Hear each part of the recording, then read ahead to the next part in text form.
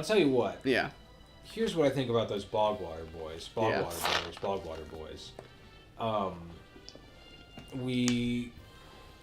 I would like to develop their personas enough that we slip so far into the character that there's never there's no difference. There's no coming back out. Yeah. You know. It's always us, the Bogwater Boys. We're here now. It's us. Yes. And who do you think the Bogwater Boys' favorite president is? I think that's obvious.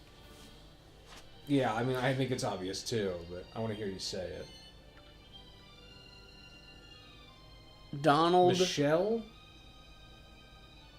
Presley. Obama. Okay. Oh, no, I think you're right. Okay, here's the thing about the Bogwater Boys. They really love our favorite president, Donald Presley. Donald Presley. Here's a story mission, so maybe it's more interesting. Hopefully. Who's that guy? Doric. Why are you this little girl? Because she's strong. Oh. Oh, no, she's our guide. Oh, okay. Not that she's not strong. No, of course not. I don't think the Bogwater Boys have any sort of political ideology. I don't. Yeah. I think the Bogwater Boys are interested only in... Because here's the thing. We touched on this earlier. The Bogwater Boys, their business is very, very important to them. Because they made that pact with the Swamp Devil that if they ever stopped selling chili, they would get sent to Swamp Hell, which is like the regular swamp, but the sky is fire. And the Bogwater is pissed. Ah! Oh, big rock. The clobbering time. But I think they're, because of that, like, they love what they do. It's not like it worked out. Right. But, like, they're also very into, like, hedonism and escapism. Yeah. Like, you know, when they're not slinging chili... they're very interested in... They're very interested in getting, like... kind of indulging. Yeah, like, you know, smoking things, drinking, like, bog water, getting their cranks handled, I think is important to them. It never happens because they're repulsive, but, like, they're so into the idea. I mean, you know, you never know. It could happen. It could happen. And that's what keeps them going, And that is what keeps them going. You know, they're optimists, which I like about them. And they also just have a terminal disease from the swamp air and water that if they hadn't made a deal with the Swamp Devil would kill them very soon. And I also think that, you know, their theme song is probably by Kid Rock. Yeah. Which, is it an original piece or is it a new song? I really do think that these guys, they have legs to them. I think Kid Rock... I think maybe they would start with Sweet Home Werewolves or whatever, where Kid Rock stole those songs. Home, there's some werewolves. Yeah. But after that, Kid Rock's like, damn, like my kids love these guys. I would love to make a song just for you. I would love to make a song for the Bogwater Boys brothers. You know, and maybe they'd get like a holographic Johnny Cash to perform on it live as well. Oh, just like Tupac. Yeah, just like Tupac, but really, really, really bad. Yeah, like not really not so much holographic as like a projection of him. It's a projection of some stock footage of Johnny Cash that's been kind of roughly edited together. These cams. And, you know, and Kid Rock does this great song for the Bogwater brothers. It's the Bog Boys, baby. Yeah, it's precisely that. That's a bit of a parody of one of his other songs. Yeah, no, but it is that. Like, that is the song, though, yeah. It's the same song. He just... Because he doesn't want to go to too much work. Well, why would he? He's busy, he's busy running for president or whatever. Yeah, I think they're gonna like let him be on the Senate, which I think is good. Yeah. I think not only is it good to have celebrities be politicians, it's definitely good to have insanely fucking stupid celebrities be politicians. Yeah, and that's also something that the Bogwater brothers agree with. Yeah, and the Bogwater Boys brothers, they love celebrities. They love celebs, and they're always curious about what are the celebs up to next? What's the next move? They've spent for the celebs. Hundreds of thousands of dollars in debt for magazines about what celebrities are doing. Yeah. Because they can't... well, here's another thing about the Bogwater Boys. They don't know what the internet is, and they also don't understand it or like it. No, yeah, they fear it. I think. I think so too. It's one of their big enemies in the ring. Yeah, which is why so often one of us will be about to pin Mickey Mouse, and all of a sudden, who comes out? But the giant axe man, but instead of an axe, he's got an old Windows gateway computer monitor, and he's like lassoing around with like an Ethernet cable. Yeah, and he's gonna catch us. And it's so fucking scary for us. Yeah. And 9 times out of 10, nothing happens to anybody in the audience. They're mostly they're okay. But there is that 1 in 10 time. That 10th time, it comes loose from that Ethernet cable, and it just goes flying. Yeah, and it just crushes a kid's skull. Just hey, pancakes. They do have to sign a waiver. They have to sign a waiver and an NDA. So they can't talk about it. So that they can't talk about what happened to their kid. Yeah. And also, I feel like the ring is really close to the restaurant. Yeah, no, it's in it's within Stink's reach. And it's a stone's throw away. Yeah, and I think the ring is not sitting right. I think it's sinking. Half the room is filled with swamp water, like a Metroid Prime level. Yeah, I think it would be good if the ring was it looked okay until we got in it, and then it sunk and made a lot of people kind of uncomfortable. Yeah, it makes a lot of sloshy noises. Yeah, right. You know, and every once in a while you can see a gator's tail poke out from under it. Yeah. And one time we were doing an exhibition for charity wrestling Jimmy Hart, and he tripped and he slides down to the sunken end of the ring, and this big gator just eats him out of nowhere. And we have to tell folks it's not real. It's not real, but the sad part about it is that it is. It is real. And right after it happened, we both did turn to each other and say, "So much for the mouth of the South." Yeah, we did do that. And even though it was just kind of a move to kind of make the audience those guys are bad, we did mean it, and we're glad he's dead.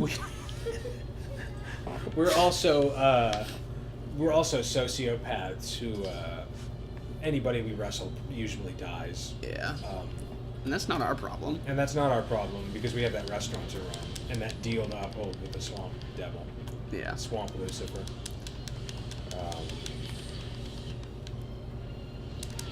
Which, yeah, all of that makes sense to me. Yeah. Frankly. No, me too. And I think we wear a ton of rings, we have at least 2 rings on every finger, including the thumb. I forgot about this. And our overalls are just shot to shit, I didn't mean to do that one. And we're just we don't do any kind of body hair maintenance. And one of us has a big old weasel that crawls around inside the overalls. What's the weasel's name? That could be a cute character that the kids really like. Oh, yeah. Kids love the weasel. Which is rough because the weasel usually runs off into the swamp and gets eaten by the gators, and we have to get another weasel sent via Amazon. Luckily, there's a lot of weasels on Amazon. You'd be surprised. Yeah, and I brought this name up earlier. The weasel's name is Terry. Okay. Yeah, the weasel's name is Terry. It's Terry the Weasel. And it's not a dig at Hulk Hogan or anything. No. We're classy. Yeah. We respect the Hulkster and what he's trying to peddle. Yeah, we respect the Hulkster. Not all his views. But we don't say which views we respect or don't respect. We just say that we don't respect all his views. Yeah. But that we do strongly respect some of them. Yes. And what that is anybody's guess, including our own. But yeah, there's that big weasel that rides around, and we train it to bring, when we're doing meet and greets with kids, where they'll bring a bunch of kids from the Make-A-Wish thing from the ward out to meet us, because a lot of kids, their last wish is to meet us. Yeah. And have some of our chili. The kids love the chili. The kids love the chili, and the thing is, and that's who we're really doing this for. We're doing it for the kids, but also we don't want to we throw away so much chili every night that we don't want that to impact our overhead. Already we're in trouble. So we're not going to waste money giving free chili to dying kids. So we just give them chili from the dollar store. Yeah. They don't know the difference because they're stupid. Yeah, kids don't really know. Kids are dumb, and dying kids especially are very dumb. They really don't get it. They don't really understand what we're trying to do. They don't really get this as a business. They're just like, oh, can I have some free chili? And we're like, well, sure, yeah. Frankly, it's really fucking frustrating to me as a businessman. Who's also one of the, what are we called? Bogwater Boys. The Bogwater Brothers. Brothers.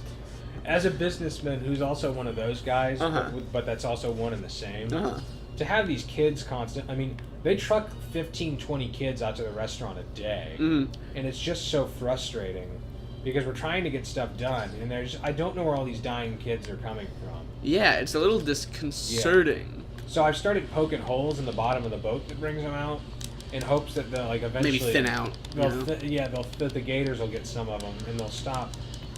Because I swear to God, they keep bringing some of the same kids out. I'm not good with names and faces, but I swear to God that I've seen the same group of kids I've seen 3 or 4 times in the past month. Yeah. And you know what that is? That's not a group of dying kids. That's a group of That's a group of kids that want free chili. That's a group of kids that want free I'm chili. sorry, And if you want free chili, you can go to the swamp mission, I respect people that want free chili. That's not the kind of business we're running, though. Yeah, okay? I want free chili. Yeah, we all want free chili. But I can't, we can't eat any of the chili here because the chili is poison and because we couldn't afford it. Yeah, exactly. And because it's full of poison. It's full of poisonous bog water. And people that do eat it are poisoned. They're poisoned. Yeah. And they're gonna die, but they keep eating it because it's pretty good. It's like we said before, it's pretty good, Yeah, it's okay. And it doesn't say on the menu that it's got poison in it or that it is poison. Yeah. It's part of the old world charm is because when people ask for a menu, we do that this guy wants a menu. And then we kind of keep hassling them until they don't ask for it anymore because we actually do not have a menu. We only have one thing at the restaurant, and that's chili. We've got some secret menu items, but we'll never tell you what those are. Yeah, we did for a long time have cornbread to go with the chili, but the kindly old prospector that saddled up his fan boat to bring us fresh baked cornbread is dead. He died, unrelated to anything we're doing. Yeah, there was chili involved, but they can't prove that. It was our food that killed him, but not in a definable legal way. Exactly. Plus, he had signed an NDA and a waiver. Which, as we have discussed, everybody does have to do, so it's fair. Everybody has to do it every time. And we have just overstuffed file cabinets that are just full of rotting, humidity-ruined, signed NDAs. And we're in court every couple of days with a dying child. But as we stated, that NDA does hold up, and it's real. So. Yeah, and people call it a miscarriage of justice or a perversion of the modern justice system, and they just keep coming back to the restaurant. Yeah. We'll go to court, and the judge will be like, well, they signed an NDA, and he'll throw it out, and then the judge, the lawyers, and the court reporter, and the people that were trying to take us to court because the chili killed their child, we all get in a big fan boat. And we all head on down. We all head on down. To the Bog Brothers. What's our restaurant's name? Uncle Bogwater's Chili Palace? Uncle Bogwater's... We'll keep working on that. Chili Fortress? Chili Shack? Uncle Bogwater's good bog Because what the restaurant is, it was at one point, a very large Gothic Southern mansion. Yeah. The restaurant. And we burned most of it down in an accident, and now only the rumpus room is left, and that's what the restaurant is. Yeah. It used to be a rumpus room, but now it's the chili restaurant. People say it adds to kind of the charm. Yeah. There's a sign on the door that still says rumpus room. And we're not going to take that down. We like it too much. Also, we can't figure out how. It's cursed.